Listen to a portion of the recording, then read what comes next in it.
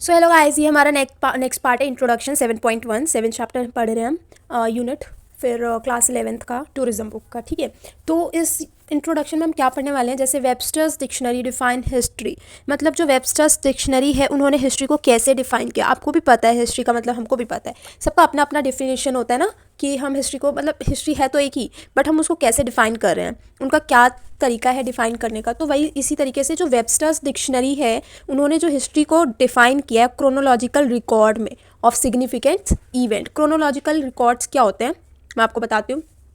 जैसे ये 2001 है एंड ये 2 है, फिर आ जाता है 3, ऐसे काउंटिंग लेके चलो, फिर 4 आ जाता है, एक हो जाता है 2000 की हिस्ट्री। अभी तो 2023 है ना, तो अब ये 2000 की हिस्ट्री है, वो जो शुरू के जो नंबर्स चल रहे थे उसकी हिस्ट्री है। तो आप पढ़ना चाहते हो, आपके सिलेबस में आएंगे 2001 से लेके 10 तक की हिस्ट्री। ठीक है, तो आप कैसे पढ़ोगे, आपकी एक बुक होगी, उसमें आपको शुरू से पहले 2000 की शुरुआत, 2000 से लेके 2010 तक की जो पेपर में आ रहे हैं, तो वो शुरू से पढ़ेंगे आप, कि पहले 2000 में क्या हुआ था, फिर 1 में क्या हुआ था, फिर 2 में क्या हुआ था, फिर 3 में क्या हुआ था, फिर 4 में क्या हुआ था। और कुछ ऐसी बुक्स होती हैं कि आपको सिंगल सिंगल बताएंगी, जैसे 1 का अलग, फिर आप फिर छोड़ देंगे, फिर कोई और बुक जैसे 3 का अलग। तो क्रोनोलॉजिकल का मतलब ये होता है कि कोई भी इवेंट आप लिख रहे हो, हिस्ट्री लिख रहे हो, मान लीजिए हिस्ट्री लिख रहे हो, हमारे लिए वो भी पास्ट ही है ना, तो 2001 2 3 4, तो वो नंबर वाइज चल रही है, कोई भी एक सिंगल नंबर उसमें से मिस नहीं हो रहा है, वो सिर्फ बिल्कुल सीरियल वाइज चल रहा है, काउंटिंग वाइज, तो उसको हम क्रोनोलॉजिकल बोलते हैं। अब उन्होंने रिकॉर्ड, मतलब हम हिस्ट्री को रिकॉर्ड की तरह पढ़ते हैं ना, वो एक रिकॉर्ड है, हम पढ़ते हैं, फिर हम उस टाइम की चीज़ें जानते हैं, तो वो क्रोनोलॉजिकल रिकॉर्ड है। और वो भी किस चीज़ का, एक सिग्निफिकेंट इवेंट्स का, जो बहुत अच्छी अच्छी चीज़ें या फिर सिग्निफिकेंट इंपॉर्टेंट इवेंट जो हैं उनकी चीज़ें रिकॉर्ड है वो, और वो भी सिग्निफिकेंट क्रोनोलॉजिकल, आपको समझ में आ गया। तो वही उन्होंने अपनी डिक्शनरी में हिस्ट्री को डिफाइन किया। It also includes the explanation of the facts and reason of the incident. इसको हम एक तरीके से ऐसे भी देख सकते हैं कि ये एक्सप्लेनेशन है, ये आपको बता रहा है किस चीज़ के बारे में, फैक्ट्स के बारे में या फिर रीजंस के बारे में। कोई एक इंसिडेंट हुआ, क्यों हुआ, कैसे हुआ, किसने किया, ये सारी चीज़ें आपको एक एक्सप्लेनेशन देगी हिस्ट्री। ठीक है, तो उसमें ऐसा भी था। अगर हम सिंपल वर्ड में देखें, it can be said that the event of the past is history. हमारे पास्ट में जो जो इवेंट हुए हैं, आप मान लो आप 2023 में 11th कर रहे हो, ठीक है, आपने 10th की 2022 में, तो वो आपके लिए एक पास्ट था कि उसमें 10th में आपके साथ क्या क्या हुआ इवेंट। जैसे आपने 10th के बोर्ड दिए या नहीं दिए वो आपको पता होगा, और पेपर दिए, कैसे टेस्ट होते थे, क्या होते थे, कौन से टीचर्स थे, टीचर्स सब चेंज हो गए, तो वो आपके लिए पास्ट हो गया। वो आपकी इवेंट जो थे, जो भी चीज़ें हुई, वो सारी चीज़ें हिस्ट्री में आ जाएंगी। तो इसी तरीके से पढ़ाई का जो चीज़ है वो भी ऐसी तरीके। Heritage on the other hand is what we have inherited from our ancestors. Heritage क्या है, वो हमारा एंसेस्टर्स का रखा हुआ या बनाया हुआ कोई चीज़ या फिर जगह, ये सारी चीज़ें भी हैं। हेरिटेज कॉन्स्टिट्यूट्स बोथ टैंजिबल और इंटैंजिबल। टैंजिबल इंटैंजिबल हमने पढ़ रखा है, आपको पता होगा कि क्या मतलब होता है टैंजिबल इंटैंजिबल का। ठीक है, टैंजिबल इंटैंजिबल का मतलब यही होता है, कोई चीज़ हम जिसको फील नहीं कर सकते और कोई चीज़ हम जिसको फील कर सकते हैं, देख सकते हैं, टच कर सकते हैं, ऐसी चीज़ें। Elements of socio cultural economical environmental, ये सारी चीज़ें हैं। Psychological, generation carry over, generation carries करते हैं इन सब चीज़ों को। बहुत history and heritage is important for us, कि हिस्ट्री भी हमारे लिए यार इंपॉर्टेंट है, कोई इतना बोरिंग चीज़ तो नहीं है, आपको पता होनी चाहिए। एंड हेरिटेज, ये also, this is also important for all of us. जो history is record of events that taken place, whereas heritage, जो हिस्ट्री है एक रिकॉर्ड का, इवेंट जो भी इवेंट्स हैं उन सब का रिकॉर्ड है, वो हमको बताती है कि उस टाइम पे ये चीज़ हुआ था। ठीक है, लेकिन जो हेरिटेज है, वेयर एज हेरिटेज क्या, tangible and non tangible act, ये एक टैंजिबल और नॉन टैंजिबल है, जैसे act as identity of the society of civilization. ठीक है, एक एक्ट की तरह, जैसे आइडेंटिटी है एक सोसाइटी का या फिर सिविलाइजेशन का, उस तरीके से। हिस्ट्री, हेरिटेज और historical sites are the basis for many popular tourist attraction. History और हेरिटेज जो है, हिस्टोरिकल साइट्स जो है, ये सारे बेसिस है किस चीज़ के लिए, एक टूरिस्ट अट्रैक्शन के लिए। The term cultural heritage is also commonly use to identify the popular destination. जो कल्चरल हेरिटेज है उसको हम क्या क्या बोलते होंगे, बहुत चीज़ें बोलते होंगे, बट वो कॉमनली यूज्ड, मतलब हम उसको यूज़ किस वर्ड से भी करते हैं, पॉपुलर डेस्टिनेशन। हाँ, ये पक्का पॉपुलर डेस्टिनेशन होगा। ठीक है, according to Edward Burnett Tylor, culture is that complex whole which includes knowledge, belief, art, moral, laws, customs and any other capabilities that have acquired by man as a member of society. जो Edward Bernard Tylor थे उन्होंने culture को कैसे define किया, अगर may be ये आ जाए, sorry इधर, हाँ, तो आप एग्ज़ाम में लिख सकते हैं कि ये एक कम्प्लेक्स है चीज़ों का, किस चीज़ों का जो इंक्लूड करता है कि आपके पास नॉलेज हो, बिलीफ हो, आर्ट हो, मतलब ये सारी चीज़ें एक मेंबर के पास और उस सोसाइटी के पास है, तो वो कल्चरल कहलाती है। UNESCO define cultural heritage, UNESCO भी है, कुछ है, आपको पता होगा क्या होता है, नहीं भी पता होगा तो एक बार गूगल पर सर्च करके देख लेना, ठीक है।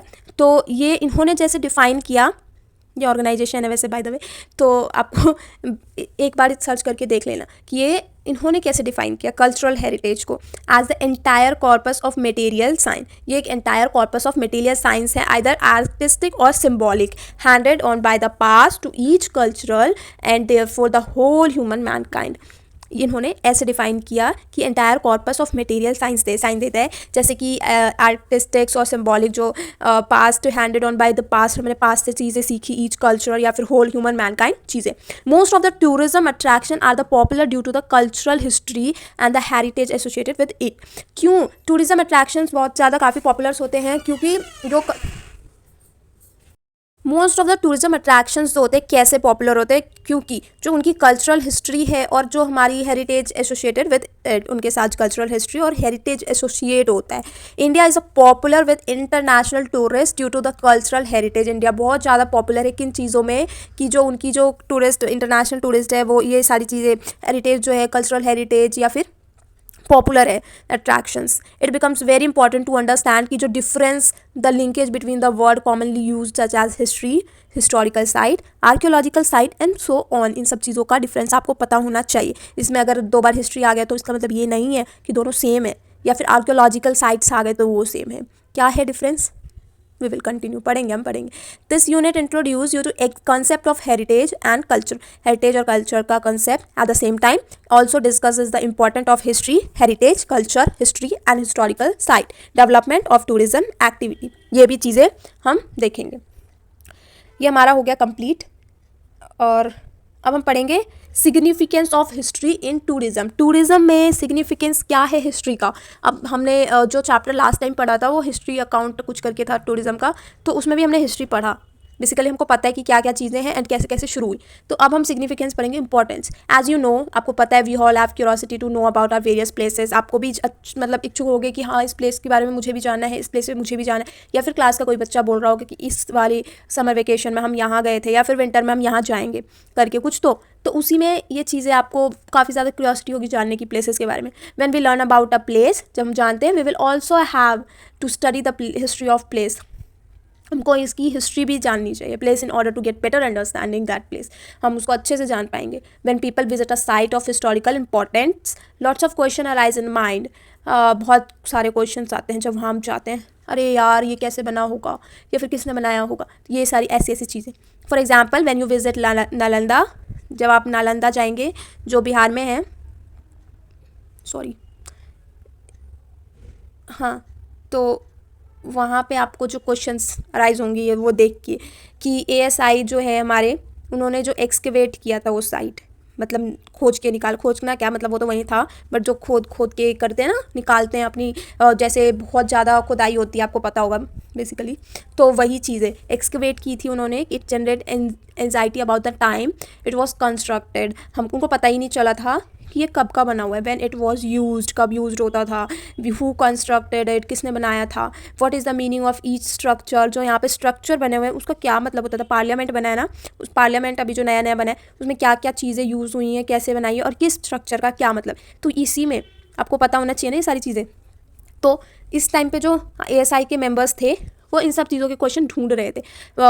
फिर उसके बाद हु वर द स्टूडेंट कौन थे, या फिर वो कहाँ रहते थे, where all the structures disappeared, कहाँ चले गए ये सारे, या फिर डिस्कस अर्लियर कि जो international tourist visit India to learn about rich culture and heritage. जो इंटरनेशनल टूरिस्ट है वो रिच कल्चर और हेरिटेज की वजह से यहाँ पे आते जानने के लिए।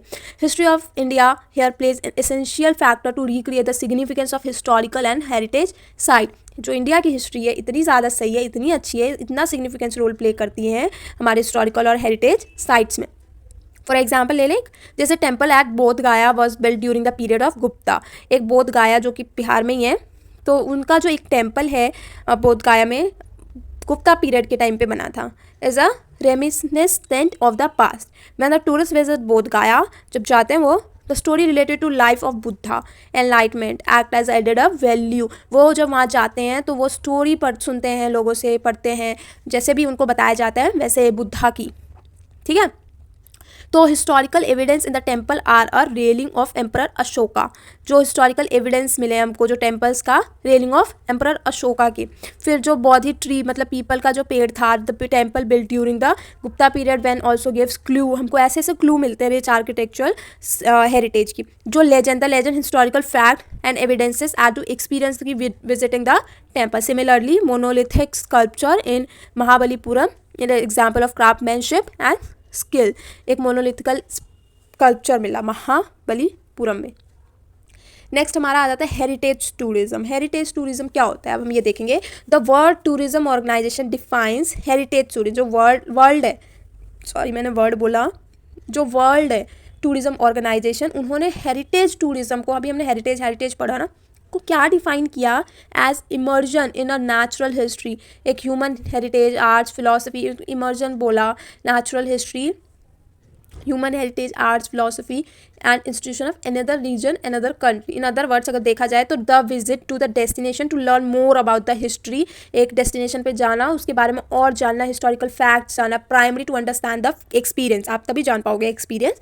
और कल्चरल नेचुरल हेरिटेज जो of the destination can be said a heritage tourism. इसको डेस्टिनेशन को हम हेरिटेज टूरिज्म बोलते हैं। According to the Timothy and Boyd 2003, heritage can be classified in 3 types. Heritage को 3 टाइप्स में बांटा गया था, 1, 2 और ये 3।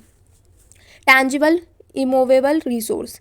जैसे टैंजिबल क्या होता है, जो हिलता ही नहीं है, building, monuments, reverse, unique occurrence in nature, for example Taj Mahal या ग्रीन बेरी, आप उसको छू सकते हो, ठीक है। टैंजिबल, मूवेबल, ये टैंजिबल इमूवेबल थी जो मूव नहीं कर सकती है। टैंजिबल मूवेबल रिसोर्स क्या होती हैं, जो चीज़ें मूव कर सकती है, objects in museum, documents, आर्किव etcetera, for example part of Ashok pillar and so on.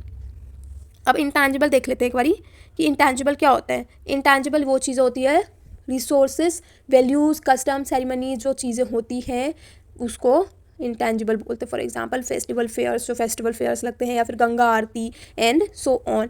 तो इस टॉपिक में हमारा बस इतना ही छोटा सा टॉपिक है, जल्दी खत्म हो जाएगा। इतना ही था हमारा इस वाले टॉपिक में।